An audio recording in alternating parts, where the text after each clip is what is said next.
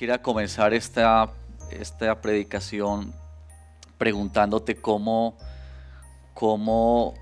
estás tú terminando, culminando este año.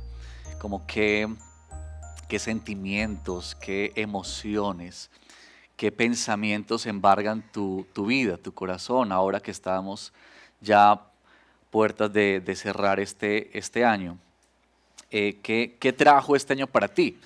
Todos podríamos pensar un poco qué ha significado este año para nosotros, qué situaciones hemos vivido, qué momentos hemos tenido que atravesar, quizás para algunos tiempos de incertidumbre, algunas pérdidas. Tenemos algunos hermanos en nuestra iglesia que perdieron seres queridos en este año, algunas pérdidas también laborales seguramente, quizá para algunos pérdidas económicas, en fin. Pero quizá también podemos decir que hemos visto cómo el Señor nos ha ayudado también en todo este año, cómo el Señor ha sostenido también nuestra vida. Y quizá para algunos este año fue un año muy especial por algún evento o suceso en particular, ¿no? Quizá el nacimiento de un niño, quizá alguna relación que se conformó, quizá ese trabajo que estabas esperando y llegó. Tantas cosas. Uno llega como a estos días y no les parece que uno tiende a hacer balances del año al final del año y tiende a pensar un poco en lo que viene, es decir, como a mirar hacia adelante y pensar qué deparará el futuro, qué traerá el próximo año. Todos nosotros y quienes somos creyentes y hemos confiado nuestra vida al Señor, creo que siempre estamos pensando en que al mirar al futuro pensamos en la voluntad de Dios. Y estamos pensando siempre como, bueno, estos son los planes, Señor, haz tu voluntad. O oramos, por ejemplo, diciendo, Señor, que sea tu voluntad en nuestra vida, ¿verdad? Bueno, hay un texto en la Escritura que nos habla justamente acerca de eso, de la voluntad de Dios. Y yo quisiera que tú puedas abrir tu Biblia ahí donde estás, en primera carta a los Tesalonicenses, en el capítulo 5.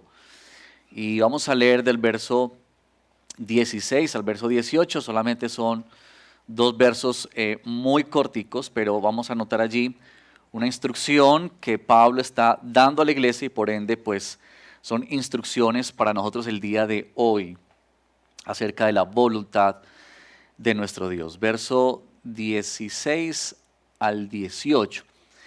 Y ustedes van a darse cuenta en la lectura que apenas está conformado básicamente por tres oraciones.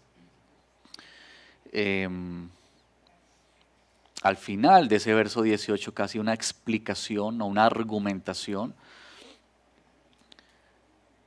Entonces, ¿qué tal si leemos juntos? ¿Les parece? Están muy corticos, aquí van a estar en las pantallas para quienes no tienen su Biblia en la mano, pero ¿qué tal si lo leemos a una sola voz?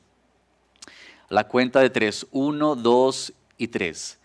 Estén siempre gozosos, oren sin cesar, den gracias en todo, porque esta es la voluntad de Dios para ustedes en Cristo Jesús. Ahí está cortico, ¿no? Miren las tres frases ahí. Casi que uno podría memorizarse estos dos versos, ¿no? Muy sencillito. Estén siempre gozosos, oren sin cesar, den gracias a Dios en todo. ¿Por qué? Porque esta es la voluntad de Dios para ustedes en Cristo Jesús. Bueno, cierra tus ojos, oremos al Señor. Padre, gracias por esta mañana. Señor, llegamos al final de un año. Esta es nuestra última celebración en este lugar y siempre tendemos a mirar lo que ha ocurrido en este año, sucesos, eventos, diversas situaciones que hemos vivido, algunas que han causado gran dolor, otras gran tristeza. Pero llegamos aquí para decir que tu buena mano nos ha sostenido, aún sin merecerlo, Señor. Tú has sido tan bueno y tan fiel, como cantábamos hace un momento, para con nosotros. Permítenos, Señor, esta mañana cuando venimos a este lugar, Que tu palabra, Señor, atraviese nuestro corazón. Que nosotros seamos movidos por tu Espíritu Santo para entender tu voluntad, pero especialmente para vivir en ella. Que a veces queremos discernir tu voluntad en tantos asuntos de nuestra vida. Y quisiéramos saber dónde viviremos y con quién nos casaremos y cuántos hijos tendremos y tantas cosas quisiéramos saber. Pero Señor, permítenos entender las que tú ya nos has expresado en tu palabra y someternos a ella de una manera amorosa, en gratitud y adoración. Así que pedimos, Señor, que abras nuestro entendimiento en esta mañana. Te lo rogamos, Padre, en el nombre de Jesús. Amén. Bueno, si ustedes se dan cuenta, uno lee estos dos versos y parece muy sencillo, ¿cierto? 3 cositas ahí. Y uno dice, bueno, pues ahí está la instrucción del apóstol Pablo para nosotros. Interesante, como ya veremos, que al final Pablo remarca el hecho de esta es la voluntad de Dios para ustedes.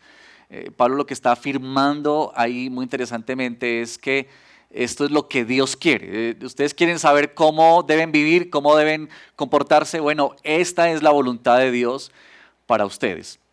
Pablo en este último tramo de esta carta da como unas instrucciones muy prácticas, como Pablo siempre hace hacia el final de sus cartas, mostrando cómo es la conducta, la vida cristiana, cómo debería lucir la vida cristiana.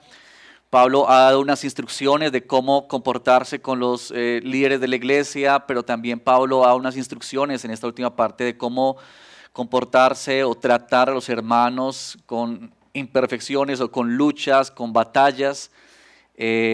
También Pablo ha dicho cómo tratarnos cuando nos hemos ofendido unos a otros o cuando alguien ha ofendido.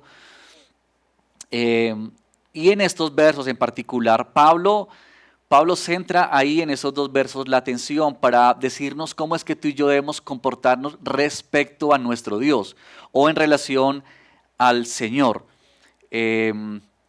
Ahí se establece esa manifestación de la voluntad. Tres maravillosas exhortaciones o 3 maravillosas amonestaciones que el Señor nos hace. Yo quisiera resaltar, y noten ustedes por favor, como estas palabritas que Pablo usa. Cuando él dice estén gozosos, ¿cuándo debe estar uno gozoso? Siempre. ¿Cuándo debemos orar? Siempre. ¿Cuándo deben dar gracias? Siempre y en todo. Entonces, noten ustedes que Pablo no está diciendo estas son algunas maneras que ustedes pueden tener eventualmente en su vida, sino que Pablo está diciendo esta es la marca, como la manera en la que tú y yo debemos vivir permanentemente en nuestra vida cristiana. Entonces, vamos a desempacar un poquito estas 3 instrucciones que nos da el apóstol Pablo. La primera entonces dice siempre o estén siempre gozosos. ¿Cómo recibes tú esa palabra del Señor hoy? Cuando el Señor dice que tú y yo debemos estar siempre gozosos. Yo sé que eso genera muchas cosas en nuestra vida y en nuestro corazón, por supuesto. Algunas indicaciones que el Señor nos hace que nos lleva a pensar cómo es que vivimos algo así. Especialmente en situaciones en las que no tenemos motivos o razones para gozarnos o para estar felices o para estar alegres. Esta carta que Pablo escribe a los tesalonicenses es una carta que digamos, muestra el deseo del apóstol Pablo por ayudar y acompañar a una iglesia que ha sufrido o que está sufriendo la hostilidad, la persecución, la oposición. De hecho, Pablo tuvo que salir de ahí rápidamente por la oposición y él tuvo que dejar la iglesia muy jovencita, apenas estaba comenzando, pero Pablo sigue su pastoreo a través de la distancia y estas cartas es una expresión o una manifestación de ese cuidado que Pablo está haciendo. Pero es interesante que Pablo en medio de eso está diciendo a ellos estén siempre gozosos. ¿Ustedes recuerdan que Pablo también usa esa misma palabra en otros lugares? ¿Se acuerdan ustedes? Como en Filipenses, ¿no? Que Pablo dice en Filipenses capítulo 3, verso 1, por lo demás, hermanos míos, regocíjense en el Señor. Y luego en el capítulo 4, verso 4, Pablo vuelve a decir, regocíjense en el Señor siempre. Otra vez lo diré, dice Pablo, regocíjense. Y Pablo escribe una carta a los filipenses desde la prisión. Entonces ya eso nos hace pensar también mucho acerca de cómo es que Pablo está entendiendo la vida y cómo es que él nos está animando a ti y a mí a vivir de esta manera. Cuando él dice, alégrense. No solamente en estos versos, hay otros textos en la Escritura que llaman la atención o nos animan a esta misma actitud de estar siempre gozosos. Ahora, la gran pregunta aquí es, ¿cómo es que uno puede estar gozoso cuando hay tiempos de dolor, de adversidad, de pérdida, de crisis? ¿Cómo es que uno vive eso? Ahora, uno tiene que decir lo siguiente, hermanos. Cuando nosotros recibimos instrucciones como estas, no se trata de simplemente tomar actitudes como de alejarnos de la realidad o querer como simplemente pensar de forma positiva. No se trata de negar lo que está pasando para poder experimentar algo diferente. No estamos hablando de eso. Y de hecho la Escritura no nos da la idea de eso. Recuerden, por ejemplo, a nuestro Señor Jesucristo. ¿Se acuerdan la noche antes de morir en la cruz, en el Getsemaní? Jesús mismo experimentó la angustia por las horas que le venían, el dolor que le venía. Jesús experimentó ese dolor y lo manifestó a su Padre. Así que la Escritura no es no nos da una indicación de que tú y yo debemos, como sea, apagar el dolor o la tristeza para experimentar alegría o gozo. No es que nos alejamos de la realidad, no es que tenemos que tener pensamientos positivos en nuestra vida o hablarnos positivamente, sino más bien lo que la Escritura nos dice respecto a esta idea de estar siempre gozosos es que cuando Dios nos llama o nos pide esto, se nos da sobre la base de lo siguiente. Y es que cuando Dios nos pide estar gozosos, Él nos pide estar gozosos sobre la base de las verdades y las promesas que Él nos ha dado y que entonces producen en la vida de los creyentes verdadero gozo. ¿Por qué? Porque solamente cuando tú y yo miramos lo que Dios nos dice, quién es Él, lo que Él ha hecho con nosotros, entonces tendremos más que suficientes razones para estar gozosos. Y uno podría pensar cómo es que la palabra de Dios nos anima permanentemente a eso. Por ejemplo, el Salmo 97 en el verso 1 dice, el Señor es Rey. Regocíjese toda la tierra. ¿Cuál es la razón para estar gozosos en ese salmo? Que Él es Rey. Es decir, la idea de que el Señor es Rey, como hemos anunciado en esta Navidad y como hemos leído en ese librito rojo que Sebastián estaba comentando hace un momento, es que este es el Rey. Y cuando uno piensa en que Dios es Rey, tú y yo tenemos que pensar en las implicaciones de esa verdad, ¿no? ¿Qué significa que Dios es Rey? Bueno, que Dios gobierna, que Dios tiene poder, que Dios tiene autoridad, que Dios dirige todas las cosas, que Dios lleva a cabo todos sus propósitos, en fin. Ese título de Rey encierra una cantidad de cosas que lo que dice el salmista es, alégrense por esa verdad. Y eso es muy importante. Ahora, en esta carta a los tesalonicenses, también es interesante que Pablo les hace mención a ellos de un tema en particular para que ellos cobren ánimo y estén alegres, porque el asunto no es solamente alégrense o regocíjense o estén gozosos. Esa no es solamente porque no sería suficiente ni para ti ni para otros. Pero lo que Pablo está diciendo es, alégrense, encuentren su gozo en estas verdades que trascienden toda realidad y toda condición humana. Es decir, que están por encima. Miren conmigo, por favor, ahí atrás, en el texto que estamos leyendo, capítulo 4, verso 17. Esto es lo que Pablo promete de parte del Señor para ellos. Dice, entonces nosotros, los que estemos vivos y que permanezcamos, seremos arrebatados juntamente con ellos en las nubes al encuentro del Señor en el aire. Y así estaremos con el Señor. ¿Hasta cuándo? Para siempre. Por tanto, noten esta palabra, por tanto, confórtense unos a otros con estas palabras. Ustedes pueden notar que lo que Pablo está diciendo allí es que la razón, la base del gozo y de la alegría de esta iglesia y de nosotros tiene que ser algo mucho más allá, más profundo, más trascendental, que apenas lo que a ti y a mí en lo superficial nos puede generar cierto tipo de alegría y de felicidad. Porque de alguna manera, cuando tú y yo estamos dependiendo únicamente de lo que pasa en nuestra cotidianidad o en nuestra vida o en nuestras situaciones para encontrar felicidad y gozo, entonces eso es extremadamente frágil. ¿Por qué? Porque tú y yo estamos en un mundo caído. Porque hoy estamos bien y mañana nos enfermamos. Porque hoy estamos juntos con la familia, mañana no estamos juntos. Porque hoy hay suficiente dinero para salir a comprar, pero mañana quizá no hay dinero para comprar. Entonces, si nuestro contentamiento, si nuestra felicidad está conectado directamente o exclusivamente con lo que vivimos, entonces estamos en una montaña rusa permanentemente.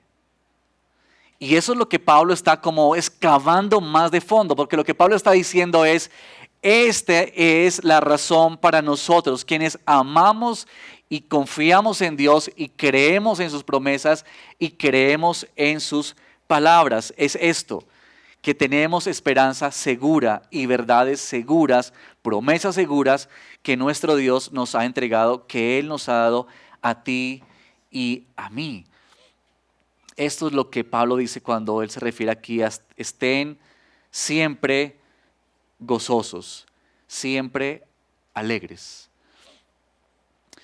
Y aquí tendríamos que preguntarnos entonces, ¿dónde tú buscas tu felicidad?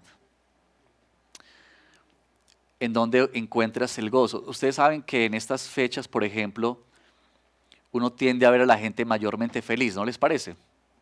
Con sus excepciones, por supuesto, pero el solo hecho del ambiente, las luces, la música, las reuniones, la comida, las compras, no sé, las cosas que hay en la calle y demás, como que de alguna manera siembran cierto estado de felicidad, cierto estado de alegría, de regocijo. Pero miren ustedes cuando los días van pasando, ¿qué va quedando después? ¿Cómo siente mucha gente los primeros días de enero? Con cierto aburrimiento, ¿no les parece? Como de, se acabó esto, se acaban las reuniones, se acabó la natilla, el buñuelo, las fiestas, las luces.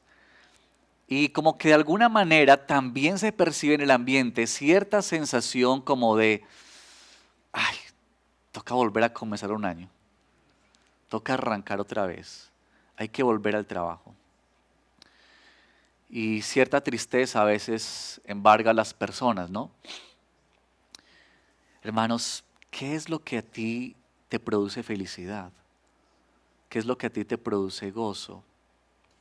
Yo creo que nosotros debemos hacer una evaluación sincera en nuestro corazón y pensar en profundo en nuestro corazón en dónde estamos buscando para encontrar contentamiento, alegría, regocijo en nuestra vida. Y pensar si necesitamos, seguramente todos nosotros, encontrar más gozo, más alegría en aquello que sí verdaderamente permanece para siempre. Como esas palabras que el apóstol Pablo nos está queriendo decir. Por supuesto, los únicos que hayan alivio y regocijo, aún en tiempos de angustia y de tristeza, son aquellos que acuden a Dios permanentemente, porque tienen una relación personal con Él. Y Miren, Pablo no está nombrando aquí tres cositas que a él se le ocurrieron, sino que entendemos que Pablo, guiado por el Espíritu Santo, ha elaborado aquí tres frases, tres instrucciones que están íntimamente relacionadas y conectadas. Porque aquellos que realmente tienen esas verdades en sus corazones, esas promesas en su corazón, entonces hacen lo que dice la siguiente instrucción, verso 17. Oren sin cesar. Por eso la instrucción, estén siempre gozosos y luego oren inmediatamente sin cesar. La oración es una de las prácticas espirituales más vitales y urgentes en toda la vida o en toda la vida de los creyentes. Y sí, nosotros no entendemos este mandato de orar sin cesar como de que estamos 24 horas arrodillados o apartados en algún lugar orando. Pero más bien lo que Pablo está diciendo aquí es que la oración en nuestra vida debe ser como la disposición que permita o que posibilite el elevar siempre comunicación o tener siempre comunicación con nuestro Señor en cualquier oportunidad, en cualquier momento, en cualquier escenario. Por eso tú y yo tenemos tiempos de oración que nos apartamos, que estamos en silencio, que estamos delante de la presencia del Señor, pero que también decimos, estamos en disposición para orar las 24 horas del día. Por eso si tú estás esperando que te atiendan en el médico, tú puedes estar ahí orando. O si tú estás camino al trabajo o a algún lugar en el metro, ahí puedes ir orando. O si estás, no sé, en diferentes momentos del día. Pero es la disposición que tenemos tú y yo para elevar una oración. Yo pienso que eso es como que tú y yo estamos tan conscientes permanentemente delante de quién estamos y con quién estamos, que estamos permanentemente hablando con Él, dirigiéndonos a Él. Es esa conciencia de la presencia de Dios en nuestra vida. La oración sin cesar, hermanos, denota una marca distintiva en todo hijo de Dios. Otra vez, que a pesar de cualquier circunstancia, ve que Dios es digno de confianza. Es que justamente, hermanos, la oración lo que hace es conducirnos a una confesión de dependencia y de confianza en nuestro Dios. En otras palabras, es donde nuestra fe o tu fe se hace evidente. Cuando tú y yo hablamos con Dios, nos dirigimos a Dios, estamos expresando nuestra fe y estamos como afirmando nuestra confianza en Dios. Ustedes recordarán la parábola que Jesús mencionó en Lucas capítulo 18, cuando él, refiriéndose a la oración, habló de una viuda que estaba yendo donde un juez, ¿se acuerdan? Y que la viuda iba una y otra vez a pedirle que le hiciera justicia y este juez no la atendía, no la atendía, no la atendía, hasta que un día, dice allá la parábola, que este juez se cansó, ¿no? Y entonces le hizo justicia. Luego Jesús dice en ese texto, en esa parábola, él dice, ¿no hará acaso justicia el juez justo a los suyos? Pero lo interesante en esa parábola es el último verso, las últimas palabras de Jesús, porque Jesús dice lo siguiente, pero, dice Jesús, cuando venga el Hijo del Hombre, ¿hallará fe en la tierra? Esa última declaración de Jesús es muy importante, porque lo que Jesús está diciendo es que quien ve en Dios, el juez justo, aquel que escucha, aquel que oye, entonces no se cansa de venir una y otra vez, porque está permanentemente evidenciando su confianza, su fe en el Señor. Por eso Él dice, y si al final, aun si Él recibir lo que está esperando, sigue viniendo al Señor, es una demostración de que Él está confesando una y otra vez su fe. Es decir, que aunque pase el tiempo y tú y yo no viésemos lo que estamos clamando, pidiendo, nuestro perseverar en la oración declara que nuestro bien en últimas no es lo que pedimos, sino Dios mismo. Es decir, que estamos, cada vez que venimos a Él para poner nuestro corazón a Él, para confiar en Él, estamos encontrando en Él el descanso, la tranquilidad, la paz, que justamente proviene solamente del Señor. Pablo nos insta entonces en este verso a no disminuir en nuestra regularidad el hábito de la oración, de mantenernos aferrados a la mano de nuestro buen Dios en medio de cualquier circunstancia o en medio de cualquier situación. Estén siempre gozosos, oren, oren sin cesar. Oren sin cesar. Hay muchas razones para dejar de orar, pero Dios nos llama aquí a mantener este hábito en nuestra vida, esta forma de vida, estar dirigiéndonos a nuestro Dios. Y por último, aquí está esta última expresión del apóstol Pablo cuando él dice, den gracias en todo.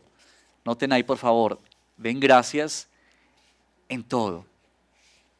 Den gracias en todo.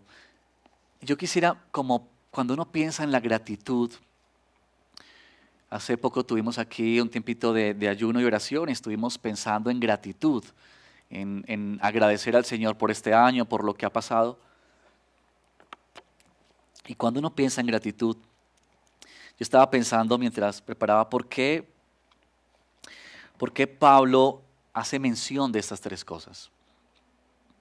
¿Por qué son como tan importantes y claves para la vida del creyente? Y en particular estaba pensando esto de den gracias en todo. Ustedes saben que nosotros enseñamos generalmente a los niños desde pequeñitos a dar gracias, ¿cierto? Y esa es una de las luchas con los niños de pequeñitos, ¿no? Da las gracias, di gracias, di gracias. Estamos como siempre enfatizando eso y casi que se vuelve una, digamos, como una manera de vida, como una forma, digamos, cordial o de educación, ¿no? Decir gracias. Pero esto de que el Señor nos dice, den gracias en todo, en todo. Yo estaba pensando sobre qué es lo que Pablo quiere enfatizar y por qué Pablo nos da esta instrucción. Bueno, yo quisiera mencionar esto. Yo creo que Pablo nos dice esta instrucción y nos da esta instrucción porque tú y yo tendemos a ser ingratos, a ser olvidadizos. Miren que leíamos en el Salmo 103 cuando el salmista decía, alma mía, no olvides, no olvides. Interesante eso, ¿no? Porque el salmista tiene como que darse a sí mismo la instrucción, casi que decirle a su propia alma, no olvides. Es como que el salmista reconoce que sí, que a él sí se le va olvidando los favores y la obra de Dios. Y sí tenemos que también decir nosotros que tendemos a esa inclinación, a olvidar lo que Dios ha hecho en nuestra vida. Estamos tan preocupados por lo que queremos ver. Estamos tan preocupados por lo que queremos que Dios nos dé, que olvidamos lo que Él ya nos ha dado. Que somos ingratos con los favores que Él nos ha entregado en su bondad y en su misericordia.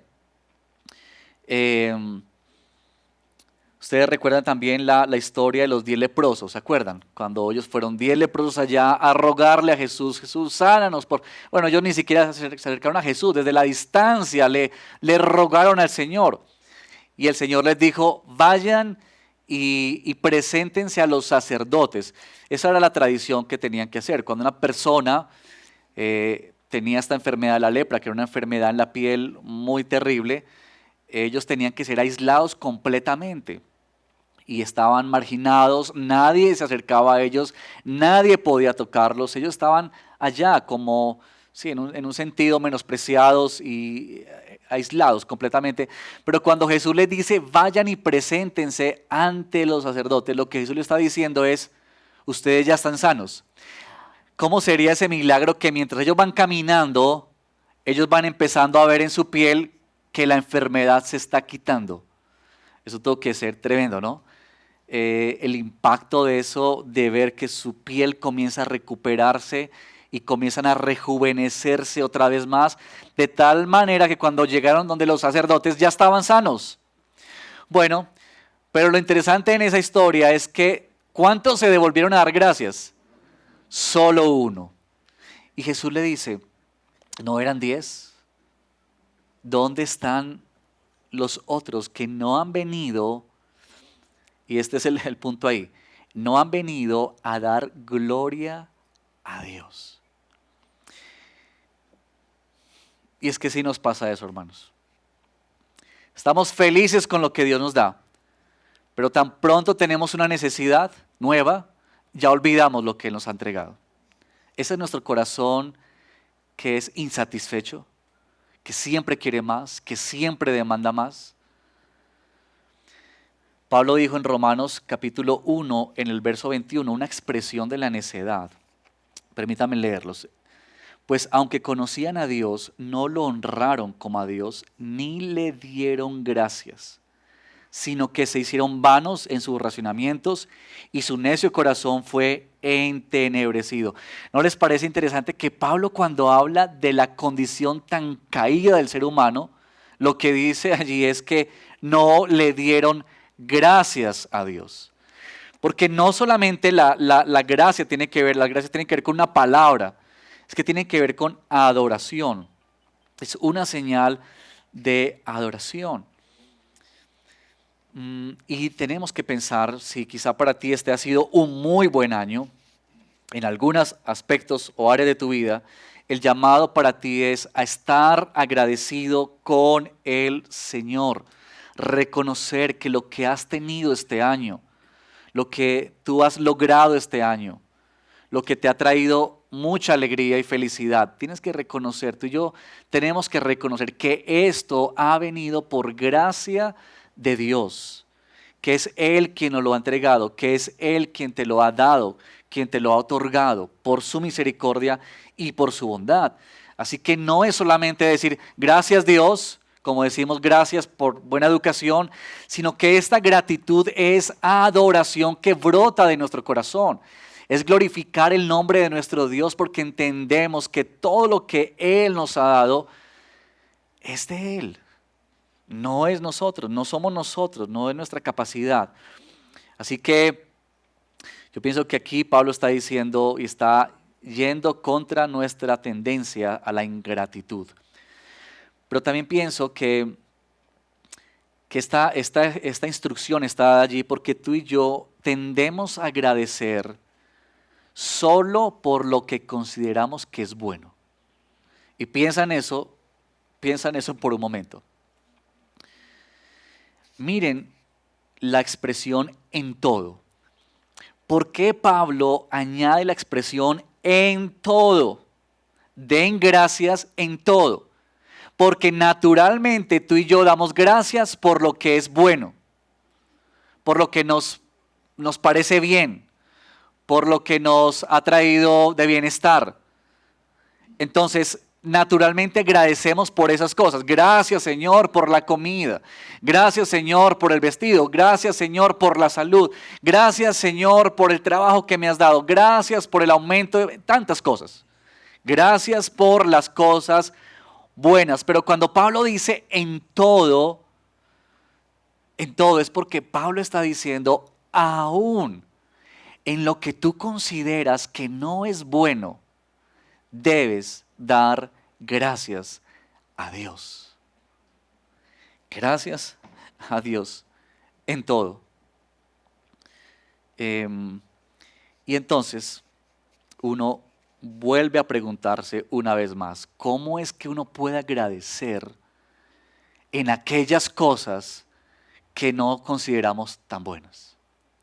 O que consideramos malas, o que consideramos perversas. ¿Cómo es que podemos estar agradecidos con el Señor aún en esas situaciones? Todo lo abarca todo, cosas buenas y cosas malas. Entonces, ahí viene otra vez la palabra del Señor para ayudarnos a entender qué es lo que Pablo está queriendo decirnos con esto de den gracias en todo. Y a mí me vino a la mente, siempre me viene a la mente, yo creo que a muchos de nosotros, el texto que está en Romanos 8, verso 35 al 37. Y yo sé que muchos de nosotros aún no lo sabemos de memoria, porque todas las cosas ayudan a bien o cooperan para bien aquellos que hemos sido llamados, ¿verdad? Por el Señor, por el Señor. Es decir, noten ustedes lo siguiente, mis queridos, es que estas instrucciones no se trata simplemente de cosas superficiales, no es adoptar una actitud para parecer bien, es que, es que no hay otra manera de encontrar sentido a esta instrucción si no está anclado profundamente al mensaje del Evangelio, si no está arraigado profundamente y conectado profundamente con todas las verdades de Dios en Cristo para ti y para mí. Otra vez, si solamente agradecemos por las cosas buenas, entonces, ¿qué sentido tiene? Esto es lo que el Señor nos está diciendo en esta carta, que tú y yo necesitamos ver a Dios obrando aún en las situaciones que tú y yo no podemos entender, aún en las situaciones que tú y yo no podemos ver como situaciones buenas, porque cuando tú y yo podemos ver el carácter de Dios en medio de esas circunstancias, entonces podemos estar agradecidos con Él. Si tú puedes ver a Dios como el Dios bueno que es Él, como el Dios fiel que es Él, como el Dios que gobierna todas las cosas, entonces tú y yo podemos decir, gracias Señor. Porque aún todo lo que estemos viviendo, tú lo estás usando para algo en particular en nuestra vida. Aunque en este momento tú y yo no podamos entenderlo, aunque tú y yo en este momento no podamos responder con exactitud de qué se trata o cómo es, hay una certeza en nuestro corazón. Dios está usando esas situaciones para glorificar su nombre y para nuestro bien. El problema es que nosotros queremos decirle a Dios qué es lo que está bien. El problema es que nosotros definimos el bien para nuestra vida. Y tenemos que pensar que tú y yo somos seres finitos, pequeños, imperfectos, no la sabemos todo, pero que hay uno que sí lo sabe todo, que sí es perfecto, que es sabio en su proceder. Y entonces Él es el que dice qué es lo bueno para ti y para mí. Eso es lo que Dios quiere para nosotros. Pero también pensaba que esta expresión de den gracias en todo se da porque tú y yo necesitamos poner a Dios por sobre todas las cosas. Porque cuando tú y yo, mira, piensa en esto, cuando tú y yo agradecemos por lo que no es bueno, lo que estamos haciendo en ese momento es colocando a Dios por encima de la situación. Es decir, no es la situación la que está gobernando nuestra vida, sino que en un sentido lo que hacemos es poner a Dios por encima de la situación y reconocer que es Él, que se trata de Él. Ustedes recuerdan el texto que leyó Kelly hace un momento aquí en la última canción. Ese es un texto no fácil de entender. Y aún la canción es preciosa y linda, muy linda la declaración final de esa canción. Esta es mi esperanza, ¿no? Esta es mi esperanza. Y esta es la idea, porque hay textos que nos cuesta entender. Miren que a veces nosotros decimos que todas las cosas buenas vienen de Dios y las cosas que nos parecen malas vienen del diablo o de una cantidad de cosas. Pero saben que en la Escritura en ninguna parte se defiende a Dios en ese sentido. Por el contrario, lo que encontramos muchas veces es esta idea de que Dios permite aún situaciones de dolor y de aflicción en nuestra vida. Pero la certeza de los justos y de los hijos de Dios es saber esto: Dios está con nosotros. Él está obrando para nuestro bien. Él está haciendo algo que tú y yo no podemos entender, no podemos verlo. Pero esta es nuestra esperanza, este es nuestro descanso, esta es nuestra paz. Si estamos con Dios y confiamos en Él, entonces podemos descansar que Él está obrando para nuestro bien. Y entonces en ese sentido Dios está por encima de la situación, de la circunstancia. Él está por encima de todo. En últimas, es Dios nuestro objetivo. Es Él nuestro fin. No es que las circunstancias sean cambiadas o transformadas. Nuestro fin y nuestro objetivo es encontrarnos con Él, es hallarlo a Él, es conocerlo a Él, es disfrutarlo a Él, es deleitarnos con Él y en su presencia. Ese es la meta, ese es el objetivo, ha de ser el objetivo de nuestra vida.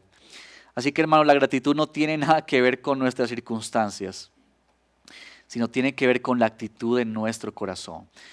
Esta autora de muchos libros y conferencista, Nancy Leigh DeMoss, que ustedes conocen, ella escribió lo siguiente respecto a ese tema, la gratitud. Dijo: un corazón agradecido es un indicador de que tu corazón se siente orientado hacia el corazón de Dios y de que crees que Él es bueno, fiel y digno de tu confianza. Ahí están las tres instrucciones, hermanos.